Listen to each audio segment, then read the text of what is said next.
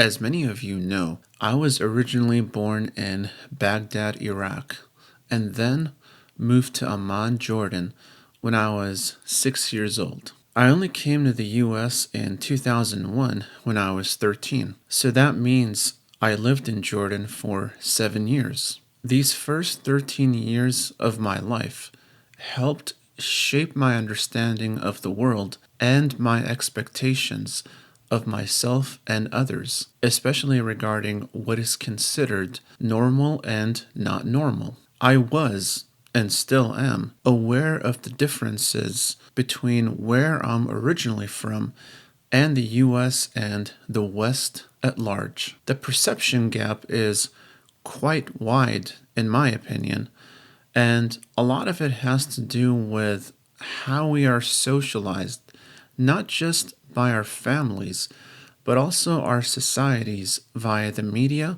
schools, politics, etc. When Americans think of the Middle East, I notice that oftentimes their views tend to be negative or rather gloomy. For example, they assume that everyone there is a radical fundamentalist who is very hateful towards the US. Is that actually the truth? Well, yes and no. Due to the multiple wars fought in the region, people here in America have this assumption that since the governments hate each other, therefore so do the people. The reality is that just like how it is here, most people there are too busy worrying about work, school, family, etc. They're not so worried about what some politician says and does. That is all smoke and mirrors. What they do worry about, though, is how will these political decisions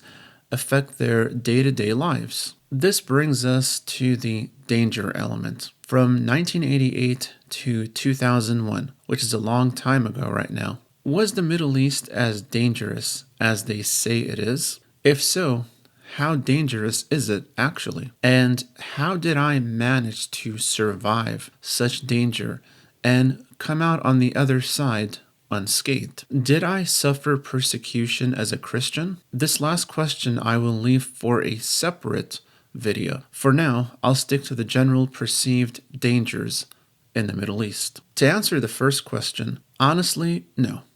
The Middle East is not as dangerous as they say it is, but this doesn't mean that therefore it is just as safe as it is in Europe and America. That would be dishonest to say. While the threat of war and terrorism have gone down significantly, political instability and sectarianism are still major issues, especially for ethnic and religious minorities such as Christians and others. Also, petty theft such as phone or bag snatching as well as pickpocketing are quite common, especially in very densely populated areas where there's a lot of tourism. So really, if you're going to go there, those are the things you have to worry about. Well, that and also make sure you don't offend Islam, in which the severity depends on the local laws of the land. You also want to dress modestly, especially the women, so as not to offend others' sensibilities.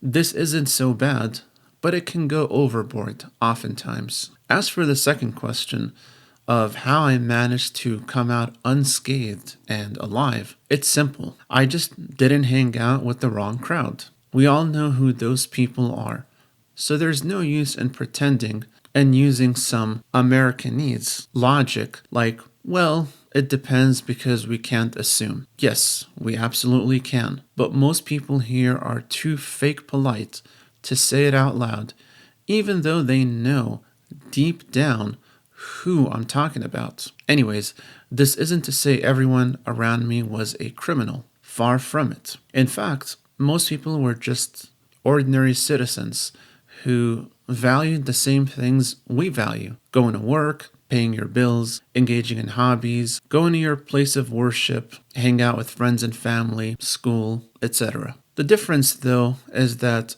generally you have to have a level of street smarts that you don't necessarily need here in the US, unless you live in a super shady area where crime is pretty rampant. Think San Bernardino or Pomona or LA. But I've never been robbed or have anything happen to me. Up until today, I still haven't experienced that and hopefully never will. So, on the whole, the Middle East, at least from my standards, is generally a safe region if you go there with the right intentions. If you go to look for problems, then you will definitely find them. Of course, this doesn't mean that it is as safe and orderly as it is here in the US or the West at large, but it is also not a war zone where people are losing their lives and getting hurt left and right. This is simply the effect of being overly exposed to the media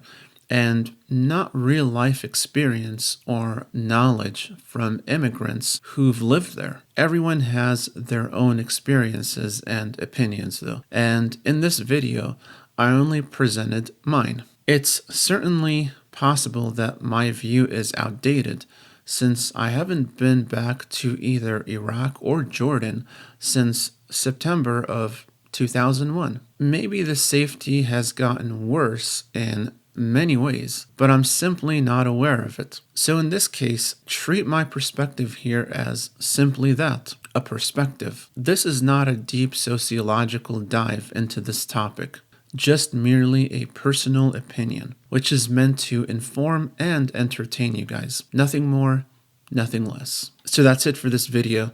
If you like this content, make sure to give it a thumbs up, subscribe, comment, and share to get notified about more videos like this one. Thank you for watching and see you in the next video.